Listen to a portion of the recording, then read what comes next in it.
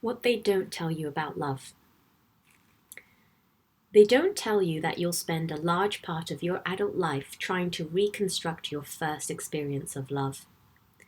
That for a while, every date, every relationship, every person you fall into lust with will continuously be held to the impossible standard of the first person who ever made a home inside your heart, and that everyone else will fall short.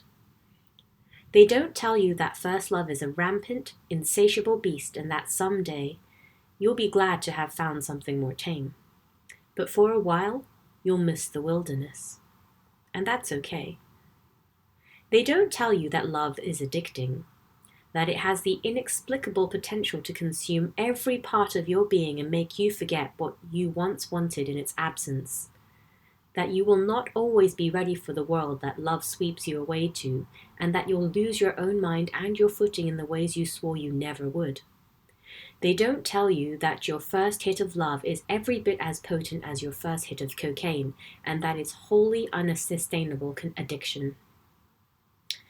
They don't tell you that love will be work, that it won't always be a freely flowing stream of adoration and attention and growth, that sometimes love will mean choices you don't want to make and roads you don't want to take, and that it's going to be every bit as unglamorous as it is incredible and brave. They don't tell you that love might make you into a person you don't want to be, and that you're going to have to do a lot of learning if you ever want to grow inside of love. They don't tell you that love is going to break you, that someday every idealistic hope you once had about what it means to give and receive love freely will be shattered in a way that you can never really fully reconstruct. That no matter how many hearts and hands and futures you hold with someone else after this point, you'll never get back to the way you once looked at love and hoped that it would manifest for you. They don't tell you that this will eventually be a good thing, that the real, concrete love will eventually overshadow the flimsy, fantasy love you'd reconstructed in your mind. But that getting there is going to be a trip, one you'll be wholly unprepared to make and may never entirely heal from.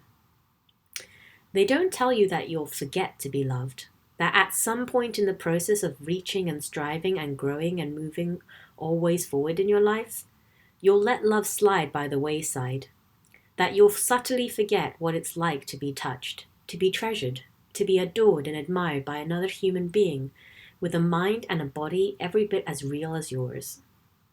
They don't map out the dull, inconsolable ache that grows inside of you the longer you let yourself forget that you're desiring of love. They don't tell you that you need it like water and air, and that no matter how hard you try to prove the opposite, a tiny part of you will always be the smallest bit unfulfilled without it. They don't tell you that love is a habit, that you can fall out of it and become clumsy and awkward and unpracticed at giving and accepting it back, that you will grow impatient with yourself in the process, wondering why on earth the walls around your heart have grown so high since you last knocked them down, that some old wounds will bleed again at every tender touch and that it's going to take a while to heal them over. They don't tell you that love can be forgotten until suddenly, unexpectedly, it's not. They don't tell you that once you start back up, love becomes the most impossible habit to break.